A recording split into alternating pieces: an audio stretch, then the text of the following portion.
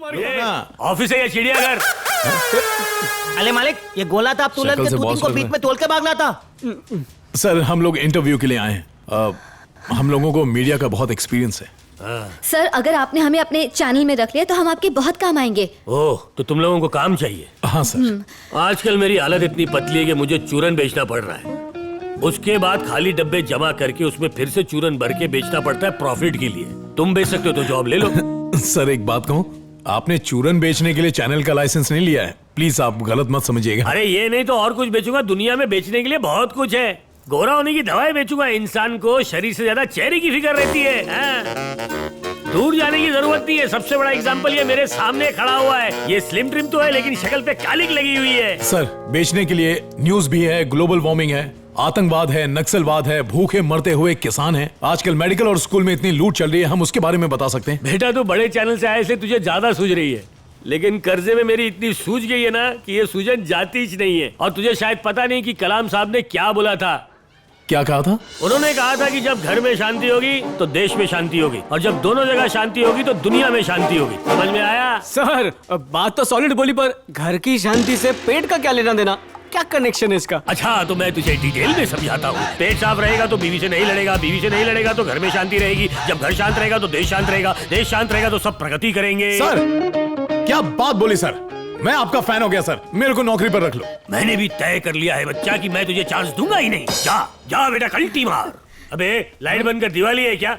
बिजली का बिल तेरी तनख्वाह से ज्यादा आता है। अगले महीने तेरी तनख्वाह से बिजली का बिल काट के दूंगा। सर सर सर सर, हम सब मिलके आपके तबला चैनल के बिजली का बिल भर देंगे सर। बेटा, पहले इस तबले का चमड़ा बज बज के फट चुका है। मैं तो ये चैनल किसी को चिपकाना चाहता हूँ लेकिन कोई गिराक मिलता ही नहीं। कर्जे ने मेरे को इतना निचोड़ लिया कि अभी निचोड़ने के लिए कुछ बाकी नहीं रहा, सिर्फ यही जोड़ा बचा है। एक दूसरे की शर्ट बदल बदल के पहनेंगे ना सर? ये पैदी दिली खाने वाले तुत्ते नहीं है। सर सर सर, आप 5 फुगड़िए तो पहले से पाल ही रहे हो, 5 और एडजस्ट हो जाएंगे ना, क्या जाएगा आपका? हमारे पास कोई काम नहीं है सर। ज़ेन1 टीवी को छोड़ने के बाद कोई भी चैनल हमें काम नहीं दे रहा। जी सर। ओह, तो बाल की दुकान ने तुम्हारी दुकान बंद कर दी। एक बात तुम्हें पता नहीं, जिसका कोई नहीं होता उसका खुदा है यारो, और इसके राइट्स भी मेरे ही पास है, इसलिए तुम लोग भी यही रुक जाओ। सर, बहुत बहुत धन्यवाद। Thank you. ये रहा तुम लोगों का ऑफिस। पुराना जरूर दिख रहा है लेकिन इसमें जो जो चीजें पड़ी हैं उसमें से एडजस्ट करके तुम्हें इसे नया जैसा बनाना है। पगार 31 तारीख के बाद मिलेगी। अरे, ये तो फरवरी का महीना, इनका मतलब क्या था? मतलब काम करो, पगार की चिंता बिल्कुल मत करो। मैं तो बोल रहा हूँ यहाँ पर साफ सफाई करने से पहले कमर पे 2 टेटनस के इंजेक्शन लगवा लेते। सो लिसन गाइस, हमारे पास 10 घंटे हैं, इंटीरियर डिजाइनर बन जाओ। अरे कुछ नहीं हुआ, ऊपर ही तो कर रहा हूँ। क्या हुआ?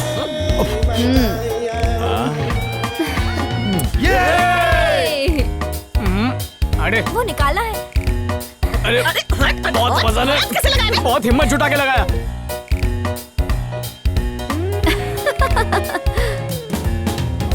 अबे ऐसे सामान उठाना है।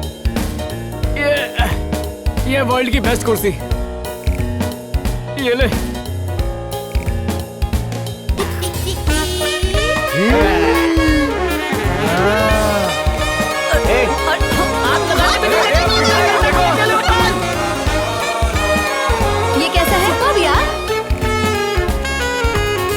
पैसों की वजह से राजधानी एक्सप्रेस 7 घंटे लेट हो गई, जिसकी वजह से राजधानी एक्सप्रेस लेट हो गई। ये कोई ब्रेकिंग न्यूज है सर? कोई झन्नाटेदार न्यूज दिखाई? कुछ सनसनी होना चाहिए, कुछ नया होना चाहिए। चौम चौम वाला खड़ा हो जा। हमको जानता, हम कौन है? बाबू मशाई, हम रे रे रे हैं। बच्चा लोग नया नया ट्रेंड को जानता है, तुम भी इनसे सीखने का चेष्टा करो। पुराना जमाना जाता है, नया आता है। आराम से, उस तरफ, उस तरफ। All the best. अरे आप देख रहे हैं तबला टीवी। वाह वाह।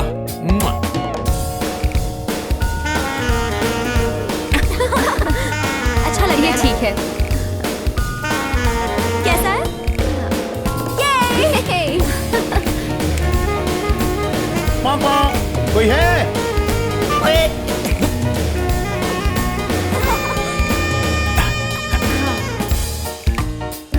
क्या बात? आराम से। हाँ, ये ठीक है। सेट है, सही है। Lights on. सही है। भिखारियों ने लाइट जला रखी है, मोबाइल के जमाने में लैंडलाइन लगा रखी है। अरे जी क्या, मुझे भी कुछ समझ नहीं आ रहा, क्या करूं मैं। अरे बाप। अरे ये क्या, इस काम के लिए लाइट कौन जलाता है बाबा? लगे रहो Sai. Come on, fast, background change.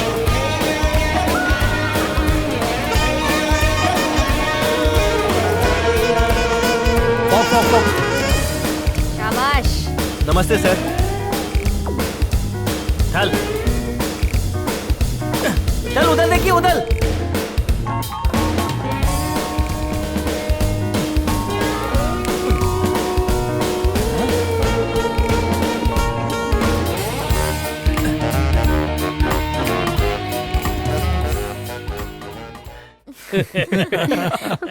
यार शो बनाने के पैसे तो है नहीं, तुम लोग ही कोई ब्यूटी टिप का शो शुरू कर दो ना। देखो इसका मुंह, मेकअप की दुकान है। चुप। हे, जरा ये न्यूज़ तो पढ़ो। ये वही रात वाले अंकल हैं जो डॉगी को घुमाने निकले थे। ये तो पुलिस कमिश्नर निकले और ये भेस बदलकर स्मगलर को पकड़ रहे थे। और ये देखो लॉरी भी वही है। अच्छा, मतलब ये अंकल अपने आप को शहंशाह समझ रहा है भाई। ये देखिए कमोद पे बैठे हैं। मेरे को 2 रुपए देके हल्के होने के लिए बाहर जाना पड़ता है। अरे धारी, इसी को बोलते हैं गरीबी में अमीरी का मजा लेना। मैं तुझे लाइफ मेंबरशिप दिला देता हूँ सुलभ शौचालय की। अब जा रे। सर बैठिए ना। Thank you, you continue. Yes sir.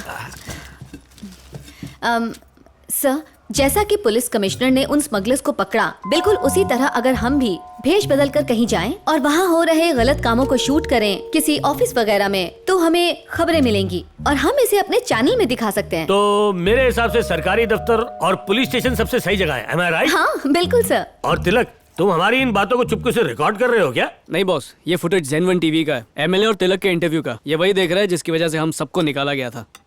वहाँ क्या हुआ था मैं देख सकता हूँ? हाँ सर देखिए ना। अगर बुरा लग रहा तो मत दिखाओ नहीं भाई। नहीं कोई बात नहीं सर, यहाँ देखिए। तो मुझे नेतागिरी सिखाएगा? क्यों शर्मा रही है? सच बर्दाश्त नहीं हो रहा है। इसका पहला मर। तिलक, क्या अजीब बात है, ये तुम्हारी ठुकाई कर रहा है और तुम चुपचाप मार खाते जा रहे हो, ऐसा क्यों? सर आत्माराम गोटे का गुस्सा मुझ पर नहीं है, कल्पना और अब्दुल पर है, जिसने उसकी फैक्ट्री के खिलाफ आवाज उठाई थी। अगर आप साथ दें तो सच सामने आ सकता है। सर, ये फुटेज हमने ज़ेन टीवी में चोरी छुपे ली है। टेलीकास्ट किया तो लीगल इश्यूज हो सकते हैं। कोई फर्क नहीं पड़ता, लीगल हो या इलीगल। तिलक तू आगे बढ़, मेरी फुल बैकिंग है तेरे साथ। ए तिलक, तिलक वो देख, वो तो अब्दुल है। हाय अब्दुल। हाय जगन। बैठ। हाय अब्दुल, हाय। आजा आजा।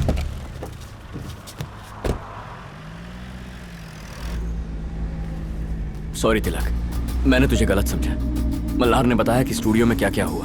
I am very sorry. छोड़ना, भूल जाओ उन बातों को। कभी इस नदी में बहुत पानी हुआ करता था, पर इस फैक्ट्री की वजह से ना तो नदी बची है और ना ही तालाब। खेती का काम तो कब से बंद हो गया है। यहाँ तकरीबन 60 बच्चे ऐसे हैं जो बस हड्डी के ढांचे बनकर रह गए हैं। ए बेटा, कपड़े धोने दे। गांव की इस हालत की जिम्मेदार ये फैक्ट्री है। गांव में स्वागत है आपका। कैसे हैं आप लोग? सब बढ़िया। आओ तिलक। तिलक, ये मुर्गन है, हमारा साथी कैसे है। हैं आप लोग? और ये है यासिन भाई। भाई ये तिलक है। यासिन भाई गांव के मुखिया हैं। भैया, अगर तुम 20 साल पहले आकर इस गांव को देखते तो तालाब भरे हुए थे, हर तरफ हरियाली ही हरियाली थी। हम बस बीज छिड़क देते थे और 3 महीने में खेती लहलहा उठती थी। ये झील गर्मी में भी नहीं सूखती थी। ये धरती इंसान तो क्या, परिंदों के लिए भी स्वर्ग थी। पर अब इस फैक्ट्री से जो रसायन नाले में जाता है, उससे कई बीमारियां फैल गई हैं। बच्चे विकलांग होते जा रहे हैं। बेटा, एक समय था जब यहाँ पे अमिताभ बच्चन और राजेश खन्ना के फिल्मों के गानों की शूटिंग होती थी। सर, पहले हम लोग यहाँ मच्छी पकड़ने के धंधे में लाखों रुपए कमाते थे। अभी तो यहाँ एक मेंढक भी देखने को नहीं मिलता है। जहाँ कभी सागर की डिब्बल कबाड़ियाँ पानी से निकलती थी, वहाँ भूतिया फिल्में बनती हैं। बिल्कुल, ये फैक्ट्री जो केमिकल छोड़ती है उसे आर्सेनिक कहते हैं, जो जमीन के नीचे के पानी में चला जाता है और उस पानी को पीने से यहाँ के इन छोटे छोटे बच्चों को अलग अलग बीमारियां हो जाती हैं। सर, ये लोग सिर्फ कहानी बना रहे हैं। यहाँ ऐसा कुछ भी नहीं है। जब करीबी रिश्तेदारी में शादी होगी तो बीमारियां तो होनी ही हैं। इसलिए ये बच्चे कमजोर पैदा हो रहे हैं। सर, वैसे सरकार ने आपको कितने पैसे दिए ये बकवास करने के लिए? ये कैसी बातें कर रहे हैं? मसला था। तू यहाँ टीवी वालों को क्यों लेके आया? भैया ये फैक्ट्री की मेहरबानी है जो हम गांव वालों को नौकरी मिल गई। एमएलए धर्म जी ने मस्जिद के लिए 2 लाख रुपए का चंदा दिया है और मंदिर में भी दान पुण्य करते हैं। अगर झील सूख गई है तो पीने के पानी के लिए कुआं खुदवा के नहीं दिया है क्या? कासिम चुप कर, उसे तू कुआं कहता है जिसका पानी जहरीला है, और एमएलए से पैसा खाकर तू फैक्ट्री का साथ दे रहा है। कितने में खुद को बेचा है? बेटा कासिम, तूने चंद रुपयों के लिए हमें बेच दिया। तू जैसा करेगा ना वैसा ही भरेगा। अल्लाह करे तू जन्नत में जाए। कासिम भाई, हमें समझ में आ गया कि वो एमएलए धर्म हमारा ही मांस नोचकर हमें ही खिला रहा है। अब जाइए यहाँ से, निकल जाइए। इधर दिखाया तो तेरे को काट डालेंगे, निकल। ऐसे काट डालो। आइए यहाँ से।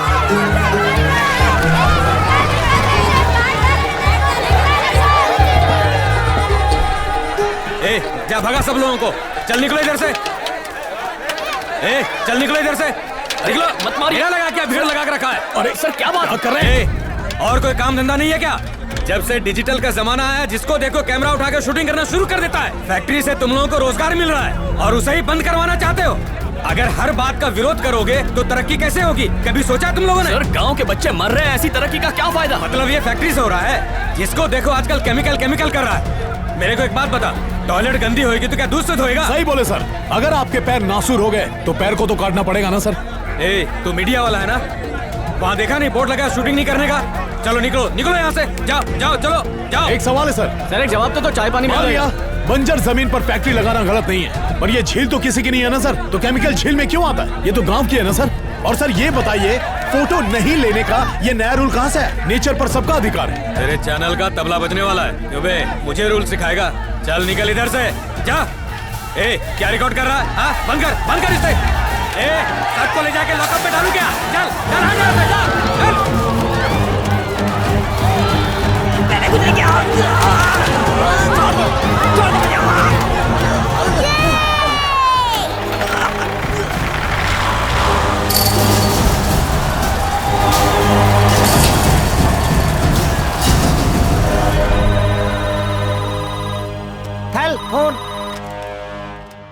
हाँ बोल।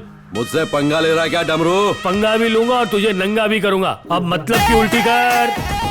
वार्निंग दे रहा हूँ तुझे, मेरी फैक्ट्री की अगर गलत न्यूज दिखाई तो चैनल बंद हो जाएगा तेरा, समझा क्या? अरे नहीं नहीं नहीं नहीं नहीं नहीं नहीं, मैं नकली को असली और असली को नकली नहीं दिखाता। जो सच है मैं बस वही दिखाता हूँ। मैं टीआरपी का नहीं, हकीकत का सेवक हूँ। आप फिक्र बिल्कुल मत कीजिए। अच्छा धमकी दे रहा है? डमरू बजेगा तेरा। हमें चिलगोजे के छिलके तू और केल्विन जेल में रहेंगे घुल मिल के। अभी ट्रक भर के आदमी लाता हूँ। एक मिनट रुको, मैं बात करता हूँ। बात करने की तमीज नहीं इसको। सुनो मिस्टर डमरू, चोरी से किया हुआ हमारा स्टूडियो वाला शूट अगर ड्रैगन फैक्ट्री से जोड़ा तो मैं मानहानि का केस करके तुम्हारा डमरू बजाएगा। सर मैं बात करूं? केल्विन भाई गुड इवनिंग। तिलक जैसी आवाज लग रही है ना? तिलक ही हूँ। उस वीडियो क्लिप को दिखाते ही तेरे चैनल की धज्जियां उड़ जाएंगी। अगर अपने हाथों अपनी इज्जत उतारनी है तो केस कर ले। कोर्ट में तुझे बंदर की तरह नचाऊंगा, पता है कैसे? छन पकैया छन पकैया छन पकैया छन। पड़ेंगे भटके अब पुलिस वाले उल्टा लटका के देंगे भटके।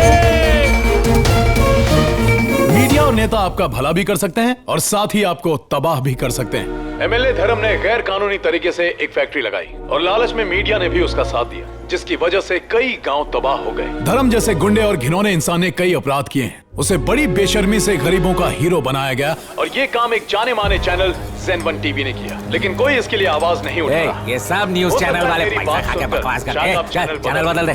ठीक है बदल दीजिए। कल्पना आपकी कोई नहीं लगती, आप इस झंझट में क्यों पड़ेंगे? मुझे फर्क पड़ता है क्योंकि ये देश मेरा घर है। अगर आज हमने जुल्म के खिलाफ आवाज नहीं उठाई तो शायद कल हम ही उसका शिकार बने। मैंने ज़ेन1 टीवी में रहते हुए कई बार उनका पर्दाफाश करना चाहा।